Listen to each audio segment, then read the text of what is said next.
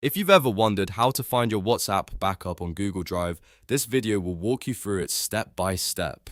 This is a quick and easy way to check whether your backup is actually there, which can be really helpful if you're switching phones, restoring chats, or just making sure your data is safely saved. And before we get into it, if this tutorial helps you out, please hit like and subscribe for more simple tech guides just like this. Alright, let's get started. First, open your browser and go to drive.google.com. Then sign into the Google account that you use for your WhatsApp backup. This part is important because your backup will only appear under the account that was connected to WhatsApp when the backup was created. Once you're inside Google Drive, look for the storage option on the left-hand side. Click on storage to open your storage details. This is where Google keeps track of the space used by your files, uploads, and backups. Now, on the storage page, look near the top right area or directly under the storage section for the Backups link. Click on Backups.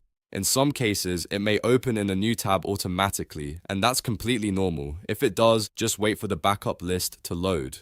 After the backups page opens, you should see a list of your device backups and app backups. Look carefully through that list for WhatsApp Messenger backup. If your backup exists, it should appear here along with any other backup data tied to that Google account. If you don't see it right away, double check that you're signed into the correct Google account. A very common mistake is being logged into a different account than the one linked to WhatsApp. Also, make sure you're not just looking in My Drive because WhatsApp backups are found through the backups section, not as regular files. And that's really all there is to it. Once you know where to look, finding your WhatsApp backup on Google Drive is very straightforward. You just sign in, go to storage, open backups, and check for WhatsApp Messenger backup. If this video helped, make sure to leave a like, subscribe to the channel, and turn on notifications so you don't miss the next easy tutorial. Thanks for watching, and I'll see you in the next one.